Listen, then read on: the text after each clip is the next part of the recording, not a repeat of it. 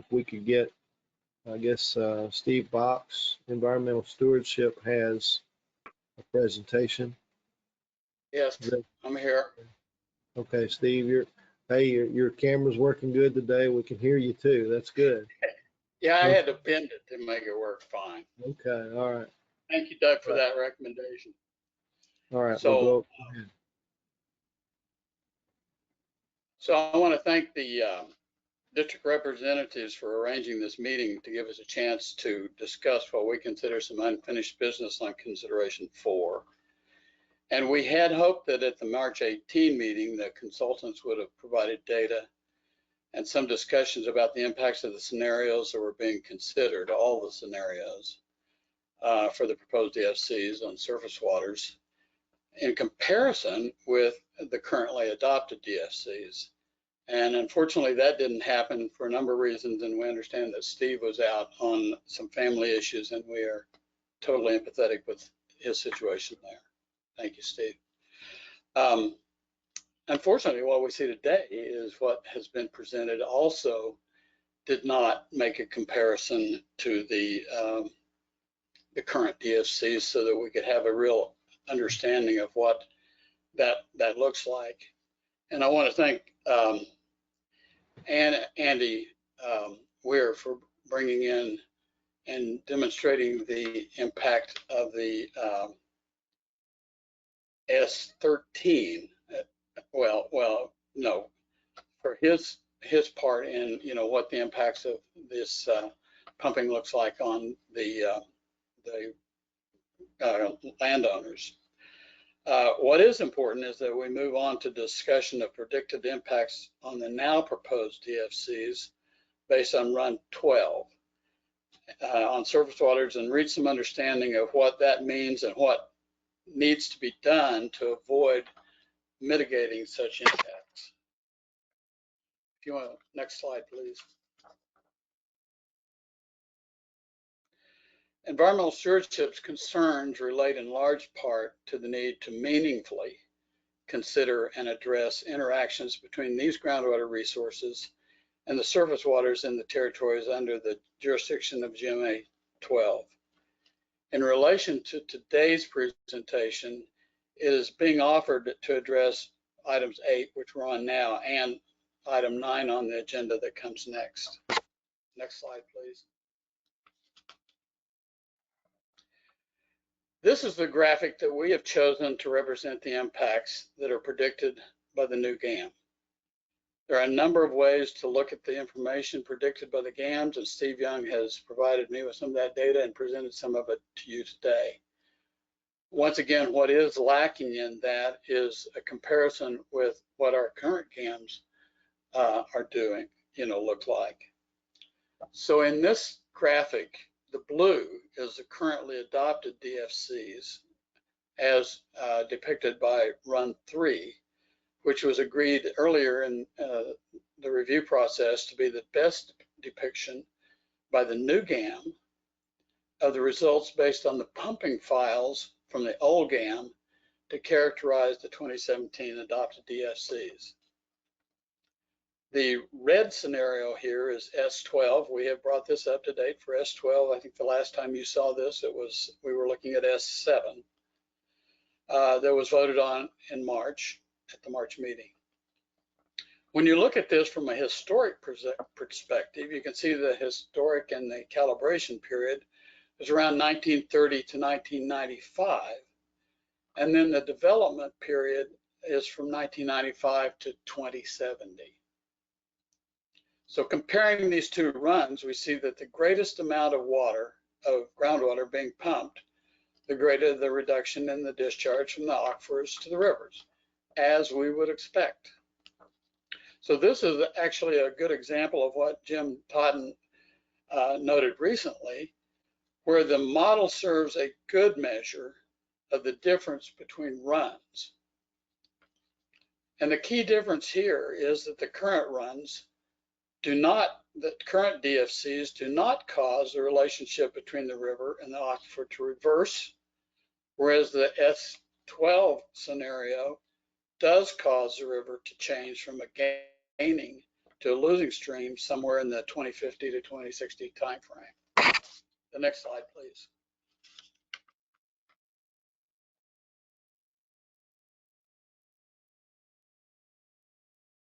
Next slide, please. Okay, there we go. So this table gives quantitative view of the predictions from the historic perspective. It's very clear here that the early pumping from around 1995 to 2011 caused considerable impact on surface waters. About 37% decline in discharge to the Colorado River compared to 1930. Following that early pumping, we see the predicted impacts of pumping that is contributed during this joint planning process and the establishment of DFCs. Very much intentional pumping with knowledge, but nonetheless, informed decisions about pumping allowed under the adopted and proposed DFCs. The currently adopted DFCs are predicted to decrease discharges to the Colorado River by an additional 50% to a whopping 83% less discharge to the river than historical outflows were to the river. 83% less. That's pretty significant. The proposed DFCs, on the other hand, decreased the discharge by an additional 31%, more than the current DFCs, to a devastating 114% less than historic flows. Whereas the quantity of pumping in the 2017 adopted DFCs is predicted to cause a significant decrease in outflows to the river, and this may be an impact that is unreasonable in and of itself. We're not saying that the run 3 is exemplary. It certainly has its impacts that may be unrealistic. But the proposed DFCs, on the other hand, run S12, are predicted to decrease outflows to the point where the Colorado River loses water from the aquifers. And this is an impact that environmental stewardship sees as a bright line between what is reasonable and what is unreasonable. Hydrologically, this is complete reversal in the flow of groundwater and surface water relationship. At this point, the river starts contributing water to the aquifer on an ongoing basis. This sets up hydrological conditions for the river to go dry during drought periods, but more certainly to lose its biological and ecological resilience that will enable it to bounce back to an ecologically sound condition after a serious drought. The proposed DFCs on scenario run 12 cross the line and are unreasonable. As such, it is our view that the only reasonable option at this point in the process is to readopt the currently adopted DFCs using the S3 pumping file as the basis for setting DFCs that will not cross this hydrologically and ecologically unreasonable line of impact. Next slide, please.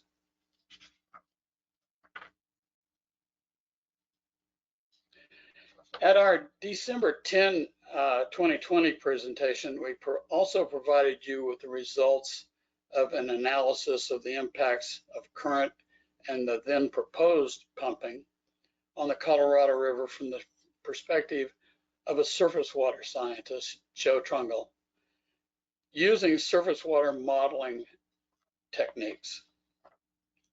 Using the environmental flow standards as means of evaluating the impact of reduced groundwater discharges to the Colorado River, that was shown to be an appropriate means of evaluating the impacts of groundwater pumping.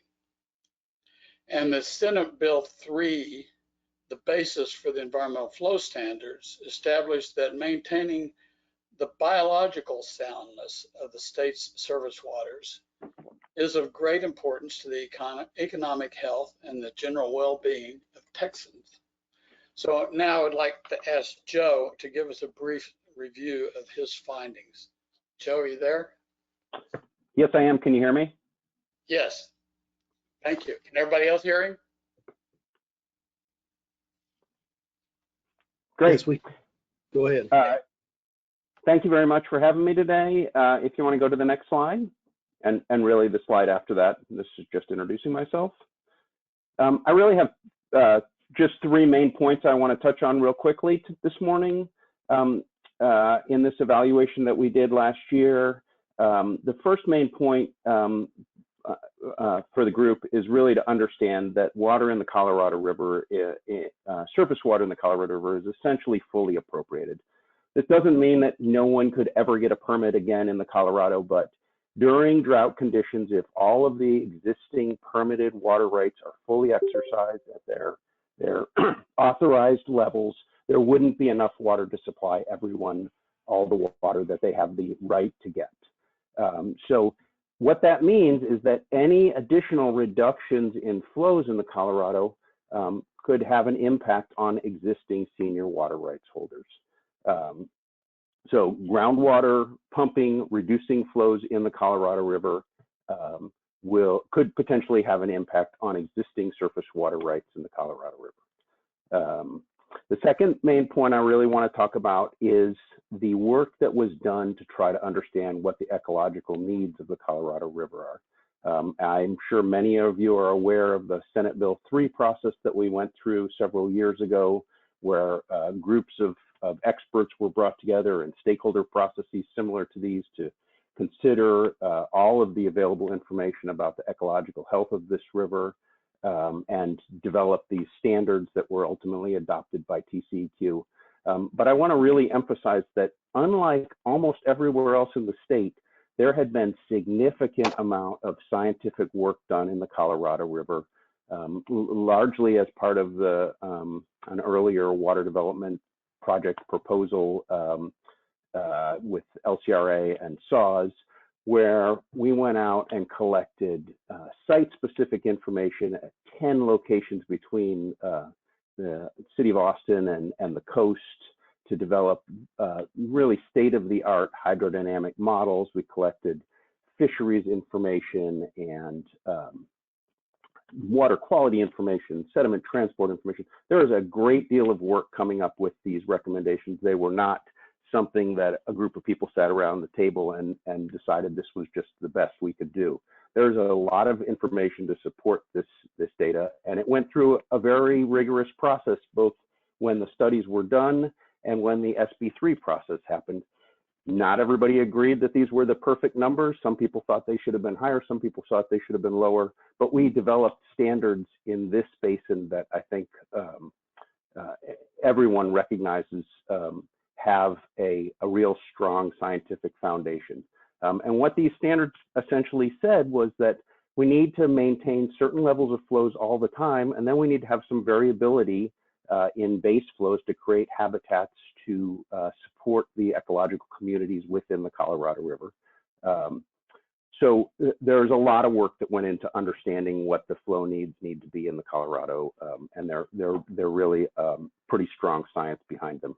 The final point I want to make is that because the Colorado River is fully appropriated, in part, but also just the way that water is used, these standards, the idea with some of these recommendations were that we would expect to see certain flows at certain frequencies. So what are called the base, I think they're the base dry flows ought to occur about 60% of the time, and the base average flows ought to occur about, the base dry ought to occur about 80% of the time, the base average ought to occur about 60% of the time at various sites along the river. When we run the WAM models just as is, without any change due to future pumping, we already see that we're not meeting these targets at the levels that the scientists would have said are needed to maintain the health of the river. Any further reductions in the flows in the river. And I understand that there's been some discussion, and I certainly agree with it, that there's a lot of uncertainty in doing these quantitative assessments. But even qualitatively, reductions in flows in the Colorado River will make a situation that is already not meeting the objectives of the study worse. So those are really the three main points I wanted to leave you with today.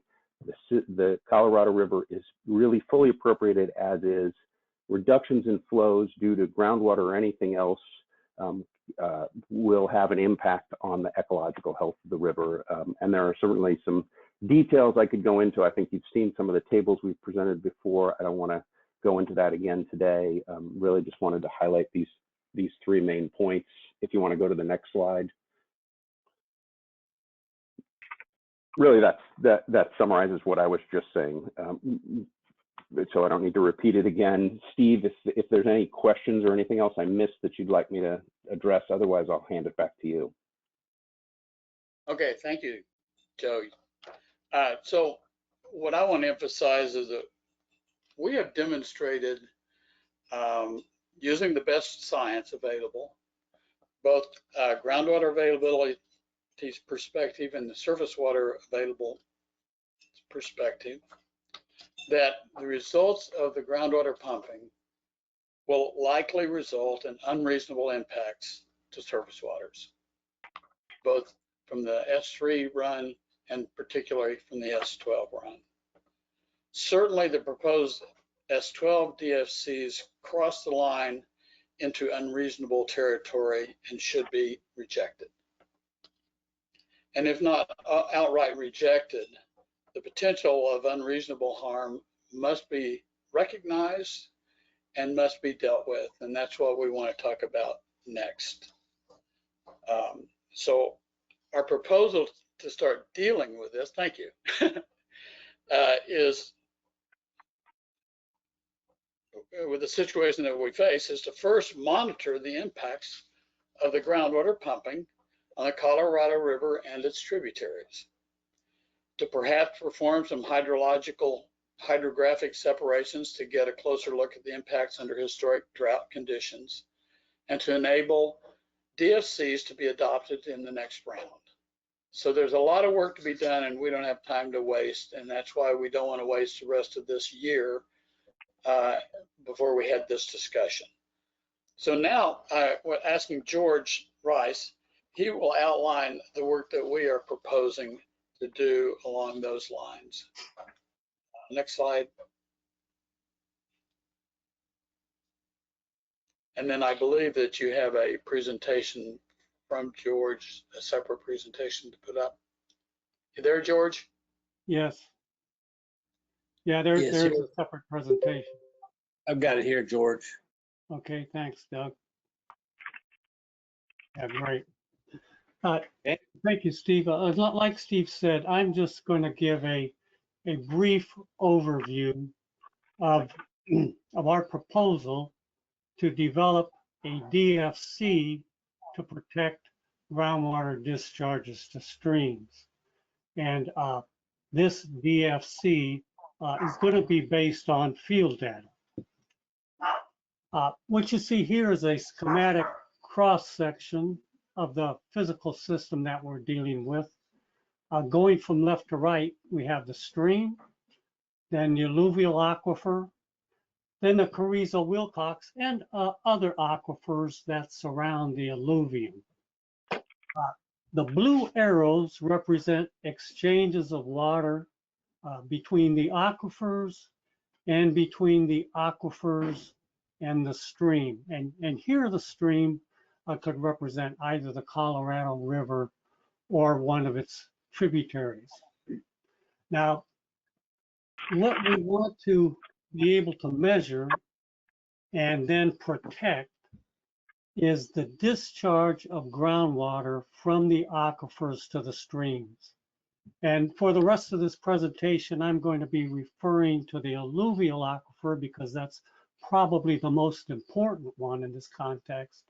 But we should keep in the back of our minds that in some places, the other aquifers, such as the Carrizo-Wilcox, may also play an important role. Next slide, please. The problem we have with groundwater discharges to streams is that we cannot measure them directly. So what we need to do is figure out some kind of a proxy that we can measure instead. And in this case, a good proxy is the water levels in the alluvium, because the discharge of groundwater to the streams depends on the water levels in the alluvium. Next slide. This is our proposal for the field work that we think needs to be done. Two main categories. One is to install monitor well networks in the alluvium along the streams. And the second would be additional stations to study the interaction of groundwater and surface water. And I'll talk a little bit more about these two field efforts in the next slides. For the networks in the alluvium, we're talking about monitor wells along the Colorado River and its tributaries. We would then be able to establish baseline water levels with these networks, and with time, identify any trends in water levels that might occur. Also, it would be nice if we could also make other measurements in these monitor wells, that being measurements of aquifer properties and some water quality parameters. Next slide, please. Now, for these stations, these would be similar to the station that's already been installed at the Vista site, and we've seen some presentations on that in the past. We would monitor water levels in the stream and in the aquifers.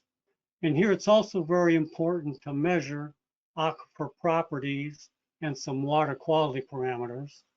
And then we can take this information that we gather and calculate the groundwater discharge to the stream.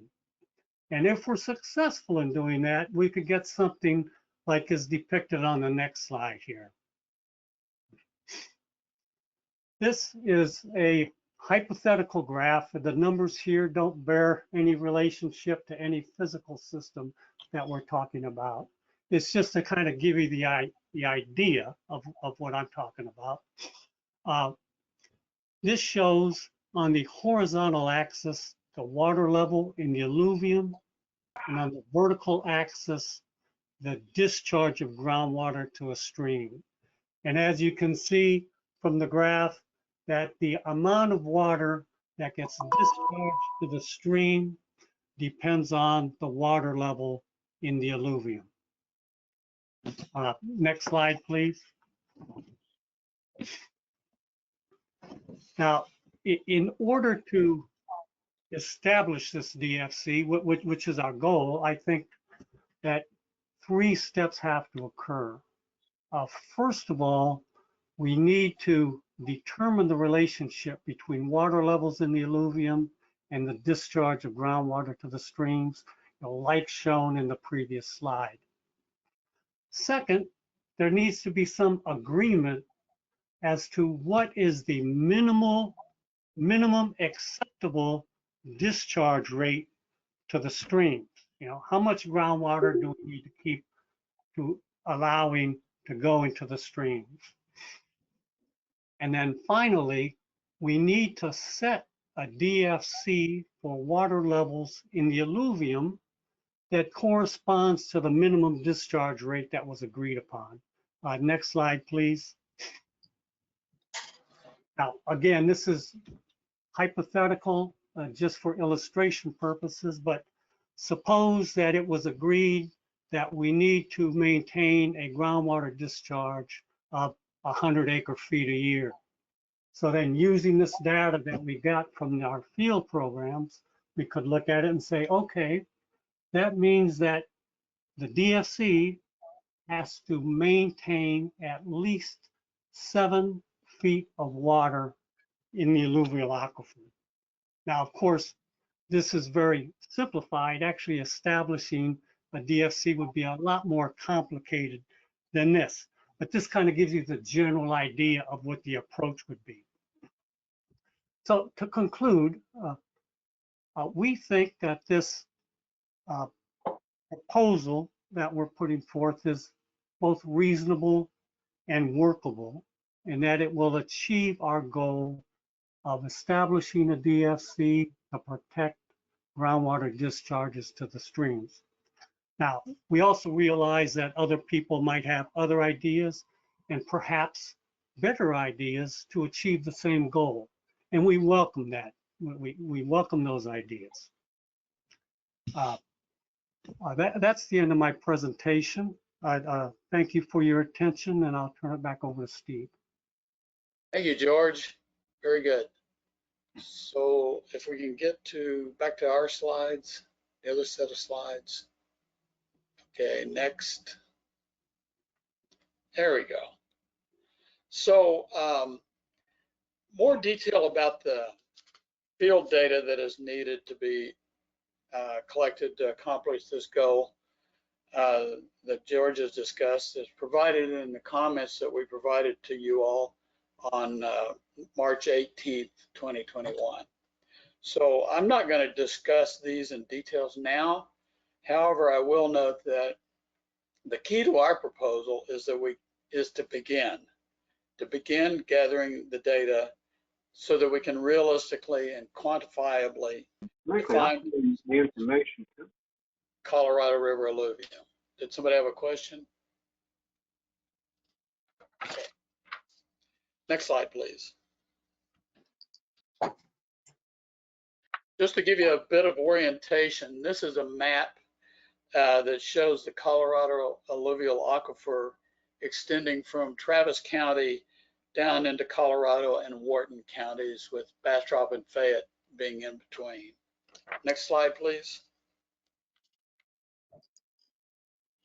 And this gives you a graphic that shows the grid cells and the level, the extent of the alluvium as it is defined within the current 2020 now GAM. Next slide. So as George mentioned, to better understand the relationship between the alluvium and the streams, we would expect that the GMA and the districts would first perhaps direct their consultants to develop a monitoring plan, and then or as an option to develop a request for a proposal for a monitoring plan and send that out and get those responses so that we'd start having the basis of a real on the ground monitoring program. Next slide, please.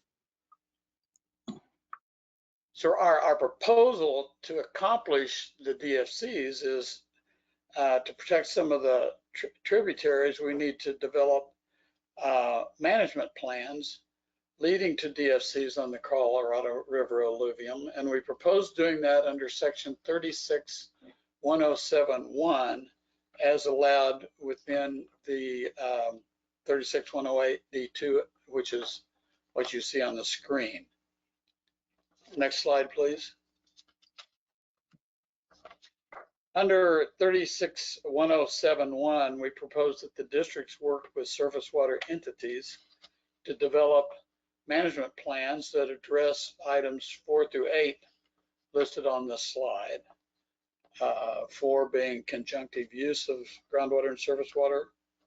5, natural resource issues such as have been described today, not only in our presentation, but also that of SOTF. Drought conditions such as we may be currently facing. Conservation. For the districts, it's time for the districts to start investing in conservation of both surface water and groundwater resources. And by investing, I mean putting time, effort, and money towards understanding these situations and getting the information and details that we need in order to move to the next level, and that is to have DFCs that manage the resource in a sustainable way, as Andy Weir was thought of has also suggested, and not the managed depletion pathway that we seem to be on currently. Next slide, please.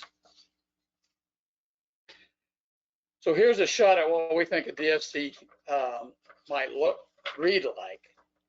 To provide long-term conjunctive management of the Colorado alluvium aquifer in Bastrop County by maintaining water levels in the alluvial aquifer some feet, as George has described, above water levels in the river in order to protect groundwater base flow contributions to the environmental flows in the Colorado River and its tributaries during normal, dry, and drought conditions in perpetuity. So the key here is to maintain the water level in the Colorado alluvium above the water level in the river. It's a pretty simple, basic, and measurable objective. That doesn't mean it doesn't come with some complications out in the field, as George has pointed out.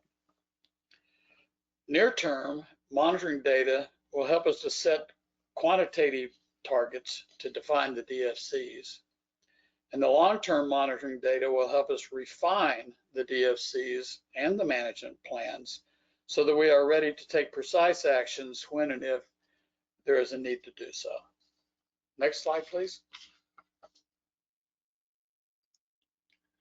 So we need some performance standards as we go into this, as are described in the regulation.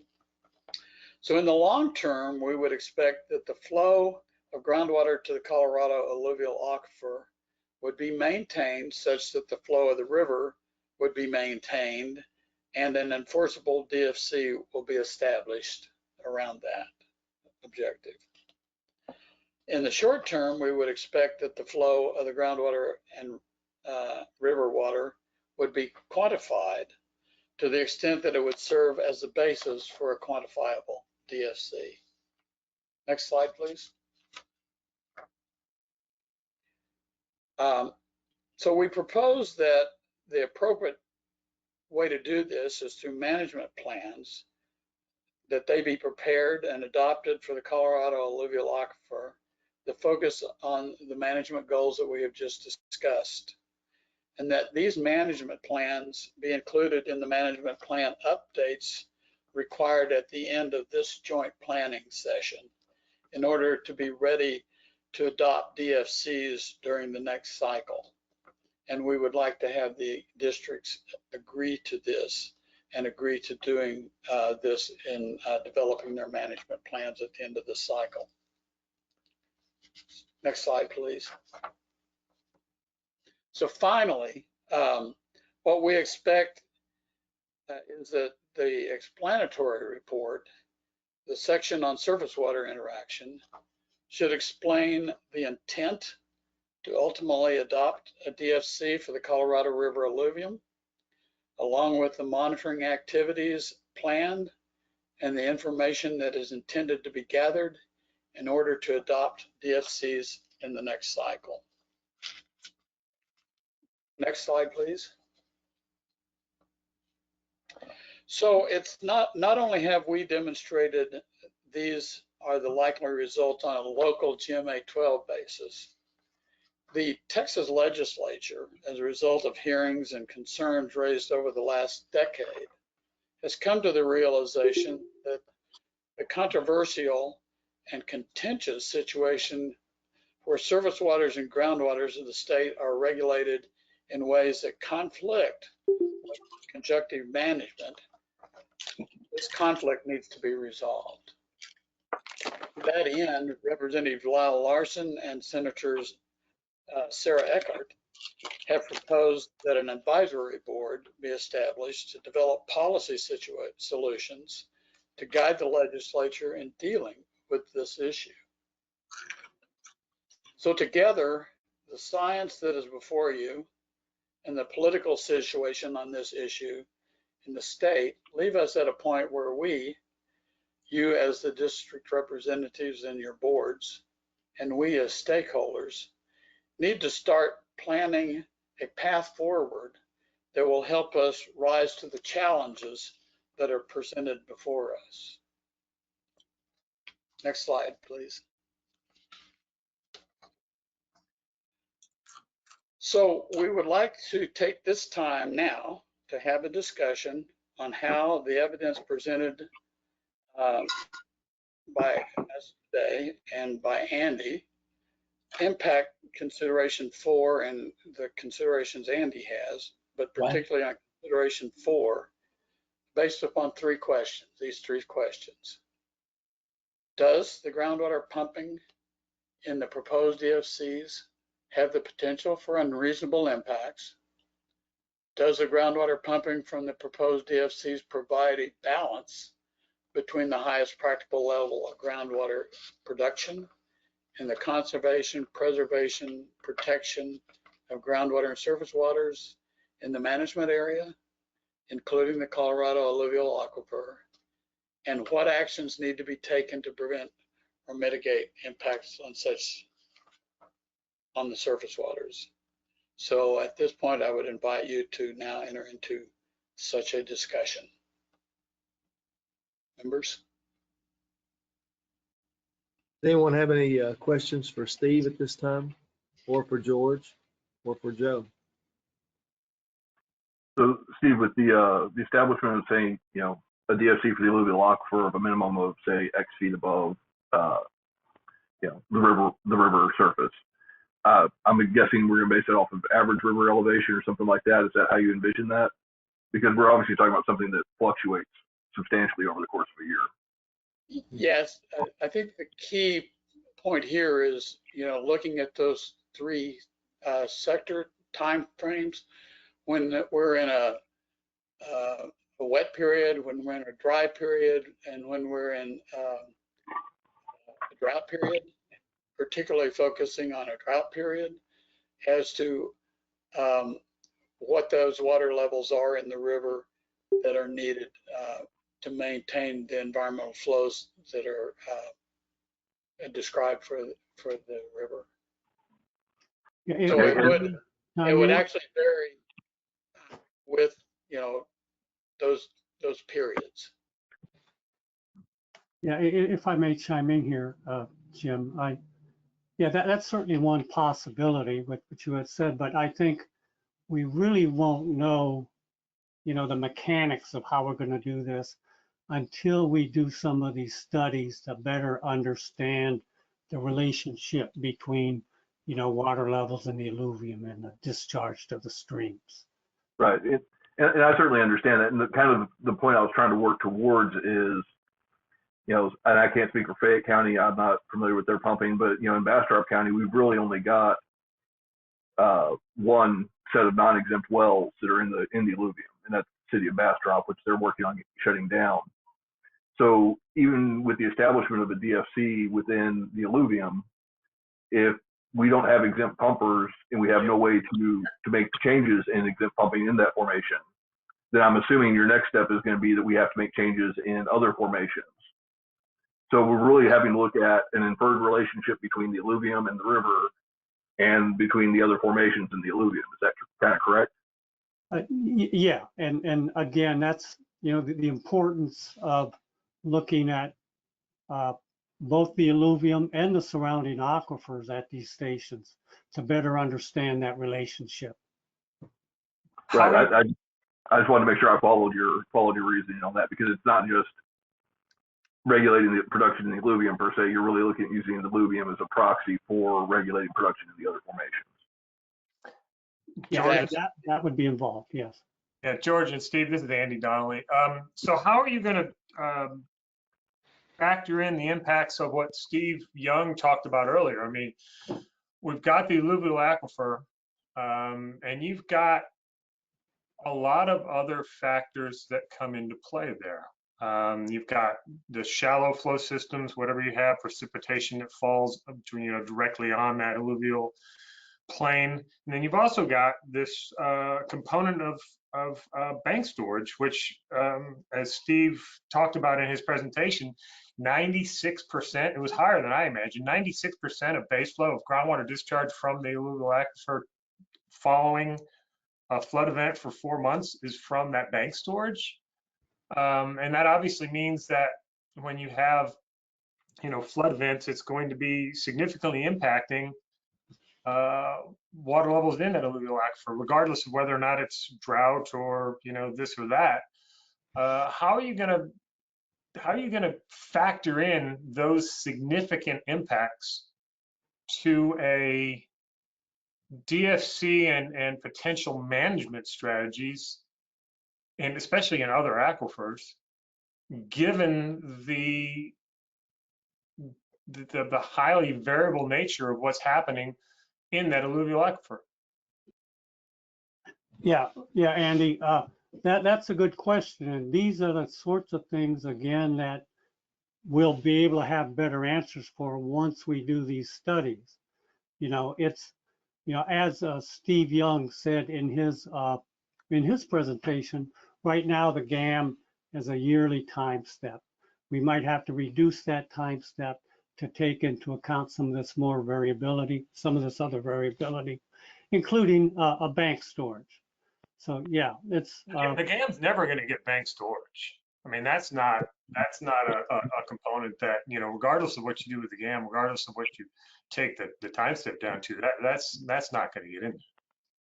Well, I wouldn't necessarily agree with that, Andy. I don't see any reason why it could not account for bank storage.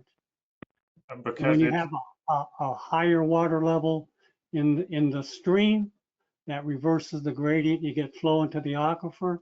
Because it has to do with the nature of the bank, whether or not it's a flood that overbanks versus where it is on the banks. That sort of detail is not present in the GAM, even with a quarter-mile grid cell. Yeah, well, I understand that there are going to be difficulties and that this model, even if we improve it as we're suggesting, will not be perfect, but it'll certainly be better than what we have now, and it will give us better estimates of what's going to happen in the future. And George I and think, Steve, go ahead. I think the bottom line here is that's why we would set a DFC that is a minimum. And that means that we're going to maintain that minimum, and that bank storage and those overflow, those high flows, all those kind of things are going to keep that that alluvium level for the most part above that minimum. And the warning whistles only go off whenever we're starting to approach that minimum or we reach that minimum. And then at that point, we would hope that we would have a better understanding of the relationship of, the other aquifers to the alluvium and, what it would take. And these are the kind of things that need to be worked out in a management plan. That's why we're suggesting a management plan as to how we would go about at that point dealing with the situation if there were the need to curtail or something of that nature. I'm thinking again from a management perspective. I understand where you're coming from, and actually I hadn't thought about the minimum thing being, and that makes sense. But from an effective management perspective, let's say you reach a minimum in your alluvial aquifer, sets off the alarm bells, as you say, curtailing pumpage that may be occurring in Lee County. Is that going to be an effective management strategy from a day-to-day management perspective to impact that? I think those are the details we have to work through. Honestly, I think that, inherently we know that, cutting back pumpage is not going to have an impact in that Colorado River alluvium on a short-term basis, which is typically what we're talking about with water level changes in an alluvium. Typically, this yeah, it would not be something that we manage on a short-term basis. It'd be something that we, we'd have to see this, particularly during a drought period. And I think actually there have been some studies, and of course, we'd have to look into it closer to kind of what kind of time frame there is in that. I mean, obviously, when we're doing a modeling on a 1-year time step, that's not going to help us. We're going to have to look elsewhere to other information and other models and other field data to give us some understanding. And that's what the monitoring system would do. It would tell us how fast this flow comes in and goes out from the alluvial aquifer, and to what kind of time frame one would have to take in order to get some relief from whatever management tools one decided to use.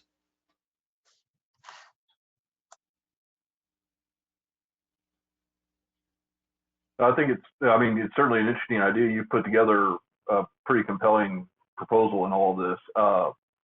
And I think you have hit on something that some of this belongs more in the management plan rather than in the DFC process. So I think that's the right place to address some of these ideas. And again, data will answer a lot of questions, but kind of echoing Andy's concern, I do have concerns that we're looking at managing a very slow responding groundwater system based on what is essentially a very fast responding or very fast changing surface water system. And obviously that's a question that the only way to really know that for sure is to get more data.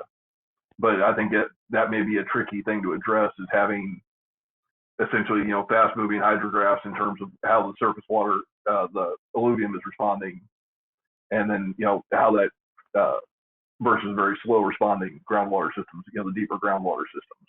But that's certainly one of our challenges. Yeah, I mean, but that's something that you're right. Data is the way to try and start hacking at that problem. Absolutely, we can't hack at that problem without data. And if I could say, one way of looking at this from a longer term is that water levels in the alluvium do depend on water levels in the surrounding aquifers. So looking at that from a long-term point of view in the GAM would help us too. Keeping water levels in the surrounding aquifers at a level that will keep water levels in the alluvium high enough to achieve the desired discharge to the streams. Which also helps us set DFCs for the other formations that are protective of both surface water consideration 4 type impacts, as well as the kind of impacts we see on domestic wells in some of these aquifers. We have to keep in mind that the hydrology that we're talking about, between what's going on with domestic wells and what the ultimate impact is on the environment and outflows to surface waters, is the same hydrology. It's just recognized in a different way relative to those two different issues.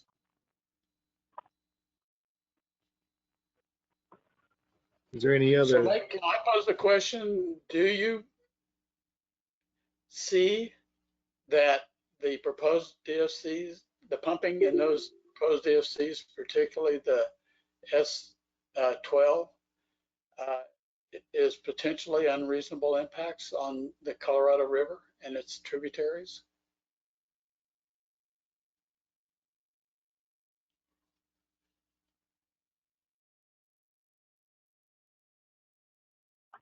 Was that directed at anyone in general or particular? Anyone of all five of you. I mean, what I will say is that, again, we're shading in between quantitative and qualitative analysis on some of this data. I mean, it shows that there is, these have a higher likelihood of impact on flows into the Colorado River than the previous pump files. So, because again, you in your graphs, you pointed to a date and said, by this date, this X occurs. And I think that's a little too quantitative for what the model can actually produce. But it does show that there is more impact to the inflows of the Colorado River under this proposed pumping file. Yes. Yeah. Well, and that's exactly, Jim, what you had talked about earlier is these numbers are not precise. We know that at this point. Until we have field data, we're not going to have that quantitative evaluation and predictions coming out of the GAM. But they do, whenever we look at one run compared to another run, give us an insight into what those impacts are by adopting one set of DFCs over the other DFCs, and the potential for unreasonable impacts being greater by one than they are by the other. And the necessity then, if we're going to go to a greater, say an S type 12 type situation and scenario, that we need to be cognizant of that and put the time, effort, and money into being able to understand and monitor what the results of our decision is, in order to be able to either avoid, which we would hope, or at least mitigate the impacts down the line. So that's why we think it's important to look at these two different runs and realize that there are unreasonable impacts that are predicted and potentially could happen. And that's one of the reasons we need the data. Well, anyone else with questions or comments for Steve or George? So can I ask the other question? Is does this water pump, this pumping, is this a good balance between pumping and preserving and conserving these resources?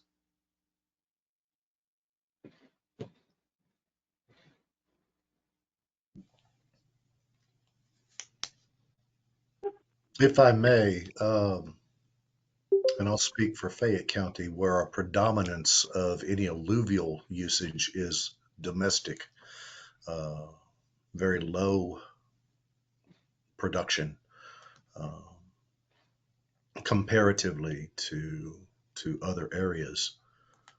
And Steve, to kind of address that, what you were just asking, we can, and I agree, it's very important to try and protect these resources specific to surface water. And our ability to control and manage the groundwater supply is to us. That gives us no ability to control the surface water supply to that river as well. That is the purview of the LCRA, not the groundwater conservation districts. And maintaining flow at a specific level is to them in a lot of ways. Then it comes back to wastewater flows from the cities up and down that river as well. Whether it is free flowing in, or as with the city of Austin at this point in time, they're taking their wastewater flow back out of the river. So I think that has some impacts on how the river is acting in many conditions. So yes, data acquisition is always necessary to make proper decisions on how we can work it. But again, when a predominance of my wells are all domestic wells, exempt wells, small wells, and our worry is the river goes too low and we run out of water in the wells. That has nothing to do with them producing water from that aquifer or from those alluvial sands that is affecting that. It is just the natural hydrology of that particular sand structure flowing into the river. And you know, we can scream and gnash our teeth all we want, and we have to pray for rain or some more water coming down that river to help us out. Well, So, thank you for that. I think the point we're trying to make is that from a groundwater management point of view, there's a history of what groundwater has contributed to the stream, to the river. And certainly those contributions range from whether you're in Fayette County or Bastrop County or Travis County or further downriver, or even what segment you're in. But there is a historic flow that we are severely depleting. If we go by the current DFCs, we will have depleted the flow from groundwater to that river. And those, keep in mind, those folks downriver from you are depending on that flow in that river. And that Matagorda Bay down at the end of this is depending upon that flow in that river, particularly during drought periods. And the districts have some responsibility to understand and to take action to protect those flows from the groundwaters in our territory into the river at some level. Obviously, at this point, we're not going to make 100% of what it used to be, but we are making decisions now as to whether it's going to be 83% of what it used to be or minus 114% of what it used to be. I mean, not 80% of what it used to be, 83% less than what it used to be, or 114% less than what it used to be, which is it going to a losing stream situation. So, and that is what we're trying to address in the alluvium aquifer, is to, yes, there's a whole lot of intricacies that's going on between all these other formations out there and all the other pumping, not just in Fayette County, not just in Bastrop County. We know that, you know, what goes on in Post Oak makes a difference in the Carrizo. And it's that alluvial aquifer where all this comes together and makes its impact on the river. And if we're watching that alluvium aquifer and we're looking at trends there, and we know where we stand and how that relationship is to the river, which we've got some good science that, you know, we're on the cutting edge of really the management tools that are going to probably be needed throughout the state for doing this kind of work. That's where we need to that's where we propose we put the focus, is so that we focus on that alluvial aquifer, and by focusing on that aquifer, we manage this system such that we do not damage the river and its tributaries. That is our position. And I'm hopeful, and I hope that as we go through this, and whenever, you know, at the end of this consideration, you guys have to come to some conclusions. Otherwise, you know, and you have to write those up into this explanatory report. And we would hope that those conclusions are, yeah, we've got some potential impacts, and yes, we think we need to take responsibility for that, and this is what we plan to do. And we would like to have that discussion now before the explanatory report comes out. We think it's making the decisions now, so we need to have that discussion as we're making those decisions.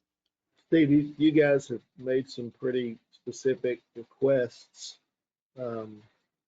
for the districts in GMA 12. I think that was, I think that Jim said they were, you know, well done, well put together. Does anybody have any questions or any more comments on those requests?